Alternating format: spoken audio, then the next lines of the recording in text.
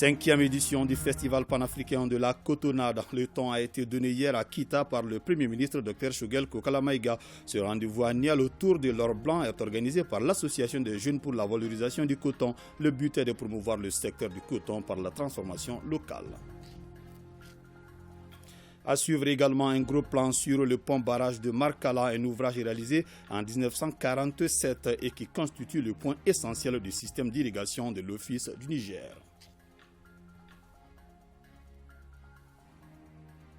Le rappeur Amadou Kebe alias Dr Keb et 2 de ses compagnons ont été libérés des mains de leurs ravisseurs en novembre dernier. Ces jeunes artistes rappeurs ont été soutenus par l'ORTM tout au long de la captivité. Ils étaient dans nos murs pour saluer le soutien de l'Office à leur égard. Nous sommes heureux de vous compter parmi nous. Bonsoir à vous, merci et bienvenue dans ce journal. Je vous l'annonçais hier, la région de Kita abrite la 5e édition du Festival panafricain de la cotonnade, un événement placé sous la présidence du Premier ministre Dr Shogel Kokala Maïga. Ce rendez-vous annuel autour de l'or blanc est organisé par l'Association des jeunes pour la valorisation du coton. Le but est de promouvoir le secteur du coton par la transformation locale. Les détails avec nos envoyés spéciaux Salimata Ndao et Adama Kamara. C'est vêtu d'un boubou traditionnel en pagne tissé que le chef du gouvernement arrive à Kita. Le coton malien, il le porte fièrement, Dr Maïga, et cette approche est d'un symbolisme culturel à Kita. La localité abrite le festival panafricain de la cotonnade, un honneur mérité par la nouvelle région qui porte la couronne de la meilleure qualité du coton malien. Tous les acteurs du secteur sont au rendez-vous. Le département de tutelle, la CMDT, la PECAM et bien évidemment les producteurs en nombre. Je suis venu ici au nom du président de la transition pour apporter son message à l'attention du monde paysan à l'occasion du festival panafricain de la cotonnade qui se tient à Kita aujourd'hui. Je voudrais dire la détermination du président de la transition, du gouvernement, à continuer à soutenir le monde paysan, à soutenir les cotonculteurs, à soutenir tous ceux qui travaillent sur le coton, sa production, sa transformation, sa commercialisation, sa consommation. Cette rencontre est une initiative d'un groupe de jeunes qui croient fort au potentiel économique que représente cette culture pour le Mali. L'Association des jeunes pour la valorisation du coton est engagée depuis 5 ans pour la promotion de l'or blanc du Mali avec l'appui de ses partenaires. Dans la vision de mettre en place des grandes actions des enjeux de la valorisation, nous vous annonçons, Monsieur le Premier ministre, le Festival panafricain de la cotonnade donne naissance au projet du développement de la filière coton au Mali. L'objectif de cette initiative rentre dans le cadre de mieux apporter des solutions au-delà des festivités, mais des cadres professionnels. Le coton joue un rôle important dans l'économie du Mali et représente un important instrument de lutte contre la pauvreté au milieu rural. Et c'est pour cette raison que la direction de l'IFDC n'a pas hésité un seul instant à appuyer ces jeunes dans leur volonté de valoriser ce produit de grande valeur. Les producteurs prennent à bras le corps cet événement, dont les avantages premiers leur reviennent. Cette 5e édition a choisi comme thème la transformation locale du coton, source de création d'emplois et de développement durable. L'un des objectifs du festival est de promouvoir les produits textiles maliens afin que chaque Malien puisse s'habiller en cotonnade made in Mali. La transformation et la consommation de nos produits textiles, dont le ton vient d'être donné par son Excellence Monsieur le Premier ministre, chef du gouvernement, Dr Shogel Kokala Maïga, et du président de la transition, son Excellence Monsieur Assimi Goïta, est une excellente initiative. Nous sommes tombés jusqu'à 157 000 tonnes de coton la campagne passée, pour plusieurs raisons. Et il faudrait aussi remercier le gouvernement de la transition qui, dès le départ, a décidé de créer les incitations nécessaires à la reprise de la culture du coton notamment un prix que le Mali n'a jamais fixé dans le passé, 280 francs CFA par kilogramme de coton, et maintenir les subventions à 11 000. J'ai dit bravo aux producteurs et bravo aux travailleurs de la CMDT et merci à la transition pour ces efforts conjugués qui nous valent aujourd'hui ce que nous avons comme niveau de production record de près de 731 000 qui nous espérons à la fin de la campagne de grainage sera dépassé. Pour le ministre en charge du développement rural, ce festival est un leitmotiv pour le secteur. Notre coton est transformé dans les pays développés. La plus grande valeur ajoutée est créée dans ces pays-là. Donc c'est comme si nous, dans notre commerce avec ces gens, nous tuons de l'emploi chez nous pour aller créer de l'emploi chez eux. Donc maintenant, ces jeunes-là disent qu'eux, là, ils sont jeunes, il faut inverser cette tendance. J'ai parlé aussi de la zone de libre-échange continentale qui est une opportunité. Il y a tous les pays africains qui se sont mis ensemble pour essayer d'éliminer les droits de douane et les barrières non tarifaires entre eux. Ça permettra à chaque pays, en fonction de ses avantages comparatifs, de pouvoir se positionner, d'avoir beaucoup plus de revenus et de lutter contre la pauvreté. Une visite des stands a mis fin à la cérémonie de lancement de cette 5e édition. Sur les étals, les pagnes tissées du Mali dominent. Depuis Kita, le chef du gouvernement a tenu à faire passer un message aux Maliens, mais aussi à la communauté internationale. Dr Choguel Kokla Maïga a rassuré les Maliens quant à la détermination des autorités de la transition à sécuriser les territoires nationaux et à aller aux élections. À la communauté internationale, il dira que le Mali est un pays souverain et libre, qu'il reconnaît le partenariat avec ses amis et reste ouvert au dialogue. Des propos recueillis par nos envoyés spéciaux. L'objectif du président de la transition et du gouvernement, c'est que dans quelques mois, nous pacifions l'écrasante majorité de notre territoire et de la population du Mali pour pouvoir aller aux élections. Depuis le 28 décembre 2021 jusqu'à aujourd'hui, le 28 janvier 2022, ça fait un mois. Les résultats spectaculaires enregistrés par notre armée, qui est à l'offensive, qui a changé de stratégie, qui est en train aujourd'hui d'amener la peur dans les camps des terroristes, en détruisant des camps, en les saisissant, en neutralisant, en prenant les armes, on fait qu'aujourd'hui, dans toutes les régions du Mali, les citoyens sentent le retour de la paix petit à petit. L'armée est à l'offensive. Il y a des Maliens qui tombent, mais ils tombent pour notre pays. Ceci, on doit dire à leurs familles, à leurs veuves, à leurs enfants, à leurs parents, que la nation n'oubliera jamais leur sacrifice. Si 350 000 réfugiés, intérieurs et extérieurs, en peu de temps, il y a 50 000 qui sont aujourd'hui retournés chez eux. 50 000. C'est grâce au travail de nos forces armées de sécurité. C'est grâce aux initiatives du président de la transition, du ministre de la Défense, qu'aujourd'hui, notre armée est dans des conditions exceptionnelles qui lui permettent d'accomplir sa mission régalienne, historique j'allais dire, pour sécuriser le peuple malien. Je voudrais donc féliciter les femmes. Les sanctions de la CEDEAO contre notre pays et de l'UEMOA sont illégales et illégitimes. Malgré tout, le gouvernement s'est dit ouvert. Si c'est à l'issue de discussions avec nos frères que nous arrivons à un chronogramme, nous allons expliquer au peuple malien pourquoi on a fait telle ou telle concession. Mais la seule chose sur laquelle on ne peut pas faire des concessions, c'est la sécurité des personnes et des biens. Et rien ne nous fera reculer sur la recherche de la sécurité des Maliens, avant toute chose. Je voudrais ici, de façon particulière, saluer la démarche de l'Union africaine, du président de la Commission de l'Union africaine, qui s'est investi pour renouer le dialogue entre le Mali et ses frères de la CEDEAO. Je voudrais aussi dire à la CEDEAO la disponibilité du gouvernement malien à discuter. Parce que pour nous, ce qui se passe entre nous et la CEDEAO, c'est comme une dispute entre des frères qui, de toutes les façons, doit finir par se résoudre parce que nous sommes de la même famille. Et nous espérons qu'avec l'intervention de l'Union africaine, dans les jours à venir, nous allons renouer le dialogue avec nos frères de la CEDEAO et la communauté internationale. Le Mali est un État indépendant et souverain. Il faut aider le Mali à exercer la plénitude de sa souveraineté sur l'ensemble de son territoire.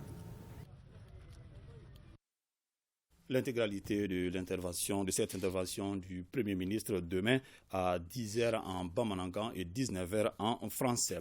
La 26e édition du mois de la solidarité a été officiellement clôturée ce vendredi. C'était à l'occasion d'une cérémonie de remise des vivres et des non-vivres à des personnes démunies. Une rencontre présidée par le ministre en charge de l'action humanitaire, Mariam Kone. Le geste est simple, mais la portée est grande pour ces personnes les plus vulnérables qui bénéficient ainsi d'un don composé de vivres et de non-vivres. Ces dons sont destinés aux personnes vivant avec le handicap, aux déplacés, aux veuves de militaires, aux orphelins, entre autres. La présente journée de donation renforce et prolonge la chaîne de solidarité à travers de multiples actions. Elle concerne le financement de 48 activités génératrices de revenus au profit des associations et groupements, touchant 480 bénéficiaires directs et 960 bénéficiaires indirects. L'appareillage de 70 personnes en situation de handicap, soit 30 fauteuils roulants, 30 tricycles à moteur, 10 tricycles à pédalier, l'appui alimentaire à 21 structures ou organisations d'encadrement de personnes défavorisées avec 10 tonnes de riz, 10 tonnes de mil et 500 kilos de sucre et des bidons d'huile. La valeur de ces différentes donations est évaluée à plus de 90 millions de nos francs. Les bénéficiaires ont salué l'initiative et remercié les autorités. La solidarité et l'entraide font partie de nos valeurs. Venir en aide aux plus démunis, aux veuves et orphelins, cela n'a pas de prix. Ces donations font suite à d'autres opérations d'appui aux personnes vulnérables, des activités d'accès à la santé, à l'eau, au logement, à l'éducation et aux outils de production. Elles viennent clôturer les actions de la 26e édition du mois de la solidarité et de la lutte contre l'exclusion, lancée le 1er octobre dernier.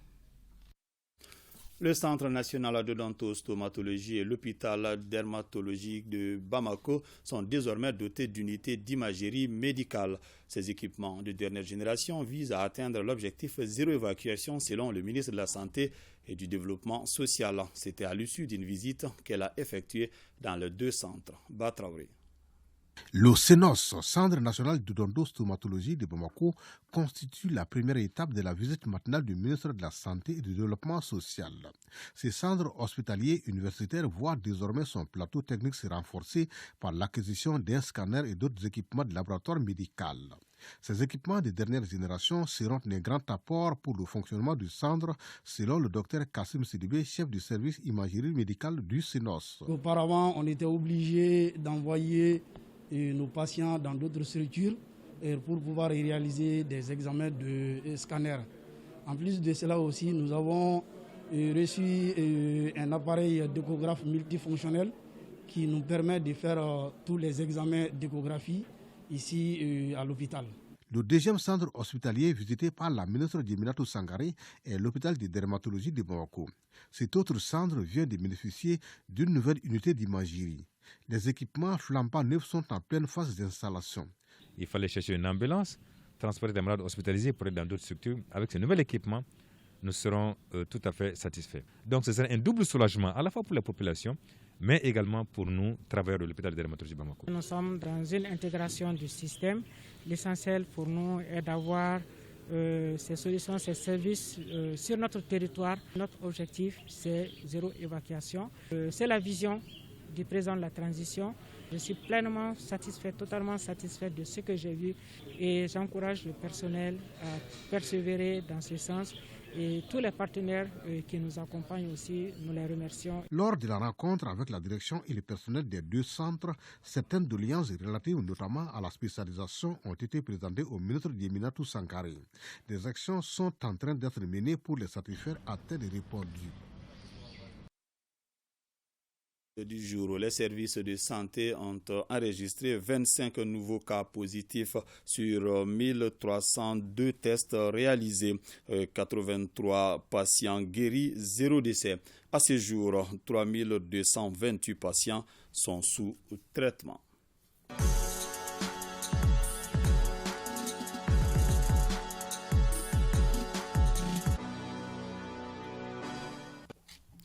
Gros plan sur le pont barrage de Markala. Cet ouvrage réalisé en 1947 constitue le point essentiel du système d'irrigation de l'Office du Niger. Comment ce barrage sert-il de pont et de régulateur à la fois pour servir les zones de production en eau et comment la navigation s'effectue avec la présence du barrage?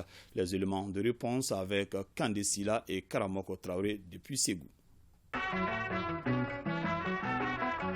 La région de Ségou constitue un réservoir certain en matière d'eau de surface. Cela grâce au fleuve Niger qui traverse Ségou sur 292 km.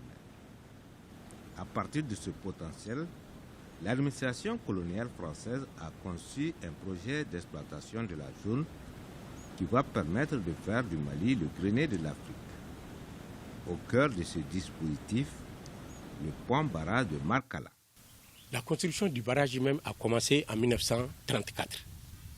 Les travaux se sont achevés en 1945. Et la mise en service date de 1947. Entre-temps, il y a eu la Deuxième Guerre mondiale qui ont un peu retardé les travaux. Une fois le barrage construit, ça permet de remonter le plan d'eau de 5,50 m. Ainsi, avec cette hauteur d'eau, et l'eau sur son poids propre dérive gravitairement vers les canalisations de l'Office du Niger, que nous on appelle canal adducteur, qui est relié au fleuve à ciel ouvert et qui a une capacité de 300 m3 seconde, avec une longueur de 9 km, qui s'arrête à Pointa. Donc le barrage comprend deux parties. Une partie fixe, qui est constituée de digues en terre, protégée par des pérés maçonnés ou non maçonnés. Et cette partie a une longueur de 1 km 813 qui constitue le prolongement du barrage. Et une partie appelée dite mobile. La partie dite mobile est constituée des radiers. Et sur le radier est installé 488 vannes mobiles ou os dans notre jargon. Et chacune de ces vannes peut avoir 4 positions. La position verticale, ça s'est fermé.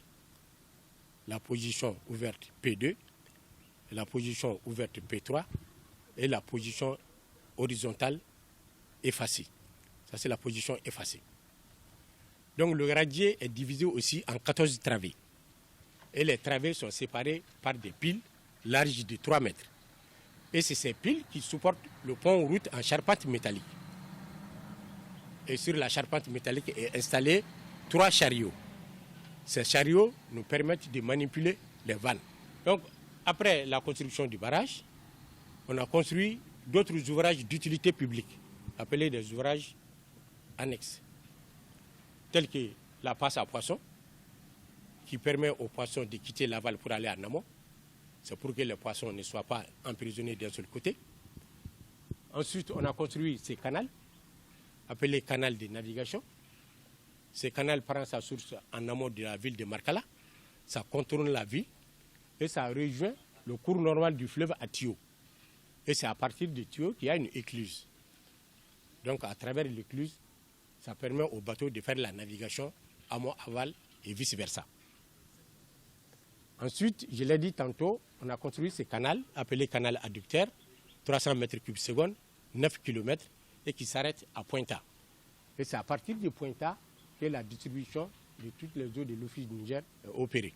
Aujourd'hui, malgré l'allocation de 3,5 milliards de francs CFA par les autorités de la transition, Pour la réhabilitation du barrage de Markala, l'un des enjeux majeurs reste sans nul doute la mise en valeur optimale du potentiel important de l'Office du Niger. C'est là pour assurer la sécurité, voire la souveraineté alimentaire du Mali. Surtout quand on sait que sur un potentiel de plus de 1,5 million d'hectares de terres aménageables, plus de 60% de ce potentiel reste inexploité. Nous restons à l'intérieur du pays. Le ministre des Mines, de l'Énergie et de l'Eau a présidé la 6e session du conseil d'administration de la mine d'or de Morila. Il ressort du conseil que la production a considérablement augmenté. Jafar Aïdra. Cette 6e session du conseil d'administration de la mine d'or de Morila a débuté par une revue des opérations du 4e trimestre 2021, suivie par une visioconférence de l'intervention du PDG Mike Anderson qui porte sur les changements qu'a connus la mine en 2021, que sont entre autres le décapage de la carrière et le résultat important engagé en cours d'augmentation de la production de l'usine à partir d'un profil de production annuel de 40 000 onces par an du traitement des résidus vers un objectif de 80 000 onces en provenance de petites carrières à ciel ouvert. Ce fut l'occasion pour nous de rappeler les performances opérationnelles sur l'année qui vient de s'écouler, l'année 2021. Et également de donner des directives en termes de perspectives opérationnelles pour l'exercice 2022. En 2022, la société prévoit d'augmenter davantage sa production en relançant l'exploitation minière à partir de la carrière principale pour exploiter la ressource globale de 2,4 millions d'onces. Nous nous réjouissons du déroulement de cette session qui a fait des recommandations pertinentes et justement lesquelles recommandations vont nous permettre, Inch'Allah, de faire en sorte que la mine de Morila qui est en phase d'investissement, donc déficitaire pour le moment, puisse devenir rentable dans les années à venir. Nous le souhaitons déjà en 2022 pour que l'État puisse vraiment avoir de meilleures retombées. Ce qui a été le plus largement partagé, c'est la valorisation du contenu local et des emplois locaux. En marge de ce conseil d'administration, le ministre des Mines, de l'Énergie et de l'Eau a rencontré les autorités locales et les communautés. Les échanges ont porté sur la cohabitation. Une visite des infrastructures par le ministre a mis fin à ce 6e conseil d'administration. Autre conseil d'administration, celui de l'agence malienne de métrologie, 8e du genre. La session a porté sur l'examen du procès verbal de la 7e session et l'adoption du projet de programme d'activité 2022. Aliou Abdoulaye Touré. À l'agence malienne de métrologie, les signaux sont au vert. Malgré la crise sécuritaire et sanitaire, l'agence a enregistré des résultats satisfaisants. La mise en œuvre du programme d'activité 2021 a permis l'atteinte des résultats ci-après. Exécution de 43 activités sur 48 programmées, soit un taux de réalisation de 89,59%. Vérification de 11 127 instruments de mesure représentant 74,18% sur une prévision de 15 000 avec un taux de conformité de 98,63%, toutes catégories d'instruments confondus. Ces résultats sont une synergie d'action de la direction et du personnel, toutes choses qui ont permis à l'agence malienne de météorologie de maintenir sa 3e place dans l'espace IOMOA après le Bénin et le Burkina Faso. Pour l'exercice 2022, le projet de programme d'activité prévoit 43 activités pour un budget de 894 292 000 francs CFA contre 828 654 000 en 2021, soit un taux d'augmentation de 7,93%. Ce budget prévoit 380 963 000 francs CFA pour l'investissement, soit 42,60% du budget prévisionnel. Pour la finalisation des travaux de réalisation de la station de jaugeage des camions-citernes, l'acquisition d'un équipement roulant et d'un camion plateau équipé de grues pour la vérification des pompes bascules pèse essieux. Le ministre Mahmoud Ould Mohamed a rassuré l'agence de sa disponibilité avant de les exhorter à redoubler d'efforts pour combattre l'importation frauduleuse d'instruments de mesure dans notre pays. Le 5e comité de pilotage du projet d'amélioration de l'accessibilité rurale PAR s'est tenu cette semaine au centre des échanges, un ambitieux programme. Il s'agit de l'aménagement de 1700 km de pistes rurales dans les régions de Koulikoro et Sikasso courant 2022. Des réalisations estimées à plus de 14 milliards de francs CFA. Ousmane Diakité pour le compte rendu. Le désenclavement et le développement local de plus de 280 villages dans les régions de Koulikoro et Sikasso sont les prévisions bancables sur la table du 5e comité de pilotage du projet d'amélioration de l'accessibilité rurale PAR. C'est autour de ce projet que les membres du comité de pilotage se penchent. Ce comité de pilotage aura pour objet d'approuver le projet de budget de l'exercice 2022. Et ce projet est axé essentiellement sur l'amélioration de l'accessibilité rurale, faciliter l'accès des communautés rurales au marché et puis aux services sociaux de base. Ce projet doit aménager 1700 km de pistes rurales dans les régions de Sikasso et de Koulikoro. Et donc ce projet, dans son exercice 2022, prévoit de réaliser environ 616 km de pistes rurales et sans aménagement socio-économique, pour un coût environ de 14 milliards 582 millions de francs CFA. L'objectif du projet est d'améliorer et de pérenniser l'accès routier des communautés paysannes au marché et aux services de base. Déjà à mi-parcours, les collectivités disent voir une réponse immédiate et efficace à leurs préoccupations. La région de Koulikoro manquait d'infrastructures routières. Mais avec ce projet PAR, nous avons bénéficié beaucoup de pistes rurales aménagées. L'impact de ce projet, vraiment, ça nous a enlevé une grosse épine dans le pied. Parce que ça nous permet de faire les déplacements facilement, évacuer les produits agricoles et aller au village ainsi qu'au marché. Mis en œuvre en 2017, le projet d'amélioration de l'accessibilité rurale doit être exécuté pour une période de 5 ans. La demande PASJ respecte sa tradition de présentation de vœux à la presse, une opportunité pour le président du parti de demander plus de collaboration avec les autorités dans ce contexte particulièrement difficile pour notre pays. Youssouf Diakité. La demande PSJ, une manifestation de solidarité avec l'ensemble de la presse malienne. C'était sa traditionnelle présentation de vœux avec les journalistes. Une façon pour le président de s'apaisantir sur la situation actuelle du pays en invitant les journalistes à des traitements rationnels.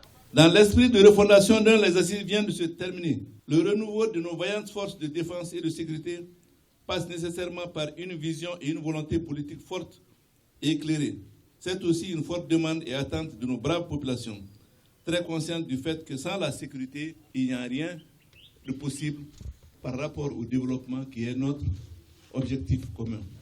Pour ce faire, mes chers amis de la presse et des médias, votre rôle est principal, voire décisif, pour la mobilisation du peuple malien autour de son armée, pour que toutes et tous, debout sur les remparts et résolus de mourir sur le faux, nous défendions notre patrie, le Mali qui nous a tout donné et qui nous a été légué par nos ancêtres, nos devanciers et que nous devons léguer aux générations futures.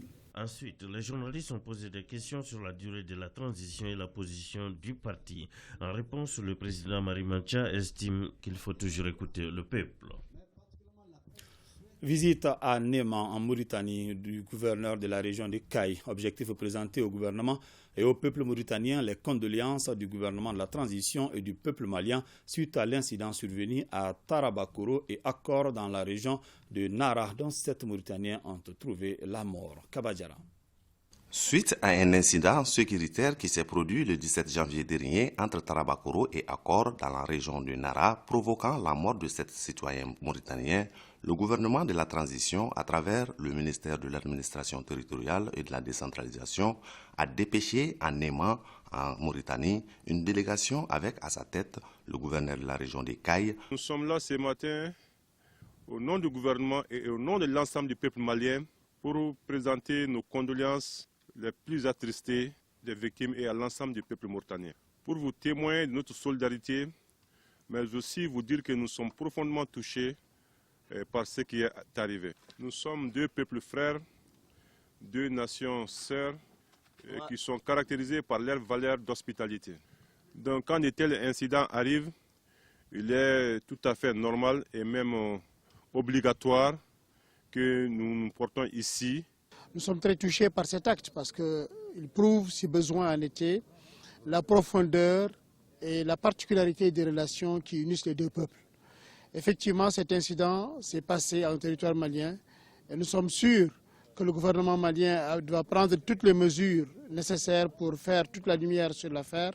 Et nous sommes très contents de cet acte, de cette visite. Le porte-parole des victimes, les représentants des chefs coutumiers et religieux mauritaniens se sont tous dit touchés et reconnaissants par ce geste du gouvernement malien et que Maliens et Mauritaniens ont toujours vécu en parfaite harmonie et prie le Tout-Puissant Allah que cette paix soit préservée. Troisième édition du séminaire de formation des sœurs musulmanes en islam à CEFOST 2022. Cette année, c'est la région de Gao qui abrite l'événement. Le thème retenu est « Quel est le rôle des autorités religieuses dans la prévention des violences faites aux femmes et dans la lutte contre l'extrémisme violent ?» Rakiatou Touré et Lassina Sissoko depuis Gao. 5 jours d'échanges et de débats pour mieux asseoir les bases de la religion musulmane auprès de plus de 500 jeunes filles et femmes. Ce séminaire devra contribuer sans nul doute à une meilleure connaissance des préceptes de la religion musulmane et des principes de la vie en société dans la perspective d'une paix durable. Cette troisième édition du séminaire de formation des sœurs en islam CEFOSI est l'une de nos grandes activités annuelles regroupant des élèves et étudiants de 15 à 20 ans, les femmes ménagères, les femmes et les femmes intellectuelles.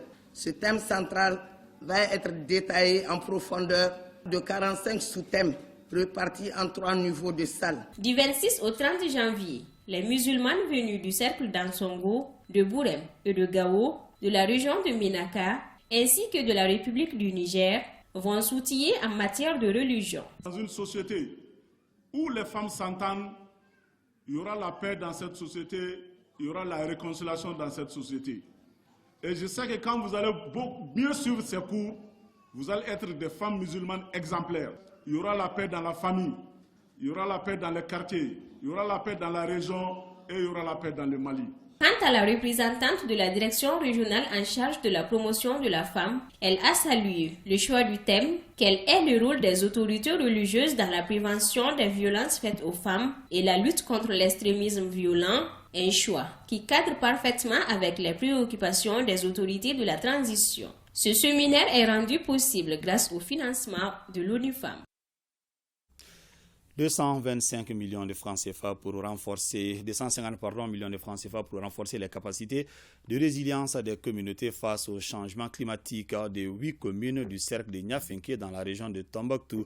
C'est le but d'un nouveau projet qui vient d'être lancé par le consortium Baragnouma à Niafinké pour une durée de 3 ans. Najim Babasissé. Face aux effets des changements climatiques, le consortium Baragnouma et Amaed, en collaboration avec la Direction régionale de l'agriculture, décident d'agir à travers un projet intitulé « Renforcement des capacités de résilience des communautés vulnérables ». Ce présent projet d'une durée de 3 ans interviendra dans 8 communes du cercle de Niafinké en adaptant des pratiques et technologies agropastorales et piscicoles résilientes afin d'anéantir la vulnérabilité des systèmes de production. Le projet vient ainsi compléter et améliorer les dispositifs en place. Il n'apportera pas à lui seul toutes les solutions, mais contribuera certainement à traduire dans les actions une stratégie efficace et efficiente dans la gestion des ressources naturelles, des crises alimentaires et des socles de tout ordre environnemental auxquels font face nos populations.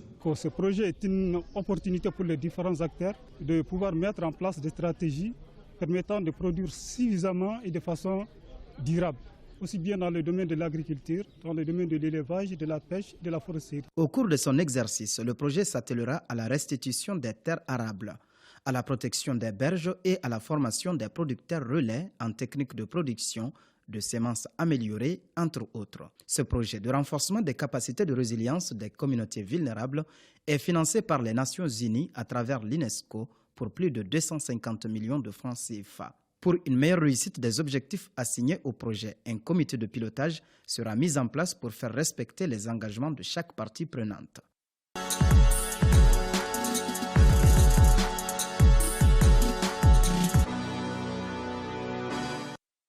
Week-end Sport, c'est avec vous, Sirakatou Sissé. Bonsoir.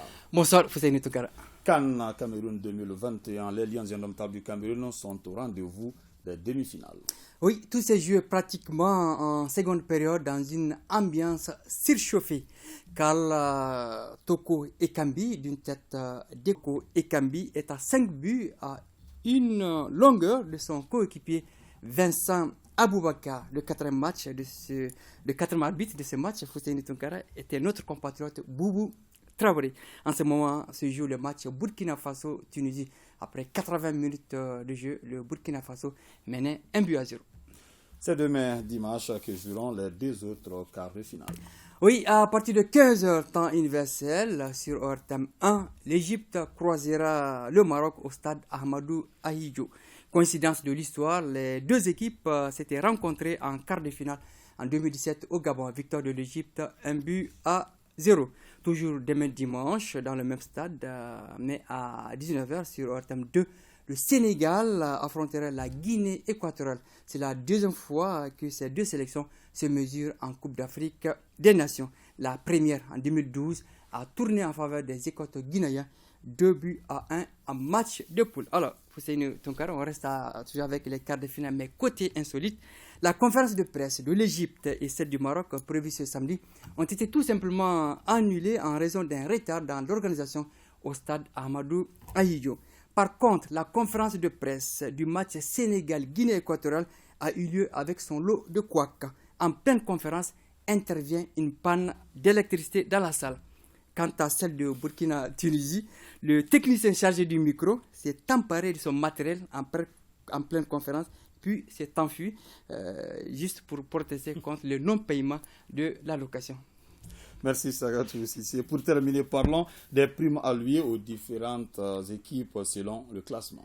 Alors, le vainqueur au soir du 6 février touchera environ 4 milliards de francs CFA. Le finaliste malheureux empochera 2 milliards de francs CFA. L'équipe classée 3e se consolera avec 1 milliard 310 millions de francs CFA. Et celle désignée 4e aura environ 674 millions de francs CFA. Les quarts de finalistes percevront plus de 655 millions de francs CFA. Toutes ces primes ont été revues à la hausse par la CAF. Merci Sirakatou Sissé pour ces informations. Je vous en prie. Le rappeur Amadou Kébé, alias Dr Keb, et ses compagnons ont été libérés en novembre dernier. Il est passé à leur terme pour nous remercier du soutien pour sa libération. Nous ouvrons une fenêtre sur l'artiste avec en toile de fond l'une de ses plus belles compositions, Mariama. Dr Keb et son titre Mariama sous les projecteurs de Cheikh Omar Sangaré. Égal à 2, mais elle et moi, on était un. Des vers qui riment à la perfection, une voix à la dimension de l'émotion du titre, un artiste à l'inspiration fertile. Amadou Kébé s'est fait appeler Dr Keb. Keb, le diminutif de Kébé, est docteur pour dire que sa musique soit dans un style poétique de belle facture. On accepte notre sort en attendant la mort. Elle était là à chaque fois que je me sentais mal. Ce titre Mariama est un chef-d'œuvre musical tiré de l'album Des Faces, un album de 16 titres qui mélange rap conscient et ego trip et qui étale parfaitement les tares de la société malienne. Mariama, c'est l'histoire d'un grand amour qui s'effondre brusquement dans la collision entre tradition et modernité. On vivait bien notre amour jusqu'au jour que papa m'a dit fiché comme les données, une de tes cousines à marier. En effet, les parents du jeune homme lui donnent une de ses cousines en mariage, alors qu'avec son grand amour, Mariama, il s'était juré de vivre en Roméo et Juliette. Et à ma grande surprise, elle piqua une crise. Le choix devient très difficile pour le jeune homme. D'un côté, son grand amour qui refuse de le perdre et de l'autre côté, sa famille avec en tête sa mère. La désolation est totale. Maman m'a dit que si je refuse, elle sera chassée. Maria m'a dit que si j'accepte, elle va se tuer. Le jour du mariage arrive et devant tous les invités, Mariama la splendide se présente. Elle a paru avec un couteau dans la main. que si je dis oui, elle va se l'enfoncer. Pourtant, le oui devient inévitable et la détermination pousse la jeune dame à commettre l'irréparable. Et quand je dis oui, elle se l'est enfoncée. Et on l'a pris, on l'a mis à l'hôpital. C'était trop tard, la Mariam a mouru. Le médecin m'a dit que Mariam perdu la vie. Elle perdit la vie étant enceinte de 3 mois. Mariama, c'est une histoire inspirée d'une histoire réelle d'un frère que j'ai manié à ma manière et chanté. Donc c'était d'abord pour parler des mariages forcés et pas mal de choses qui s'en suivent. Si ça peut aider ma société à améliorer certaines phases, surtout de ces côtés-là, ça serait bien. Je suis désolé, Mariama, je suis désolé.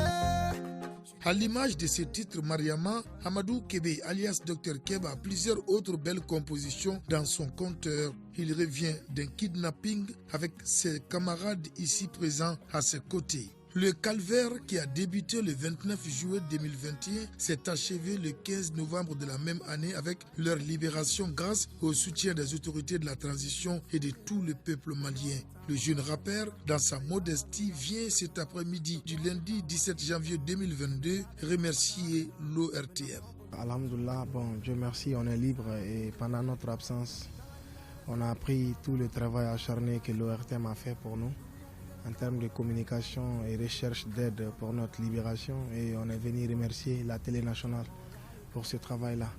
Comme côté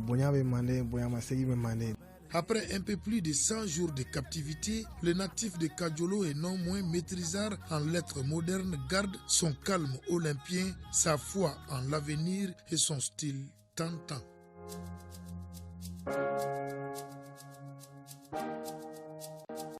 Bonne continuation pour ce jeune rappeur malien. Nous partons au Centre international de conférences de Bamako où se tient un téléthon au bénéfice des forces armées maliennes, une initiative de l'UAPREM. Khadijatou Kone est déjà sur place pour nous. Bonsoir Khadijatou.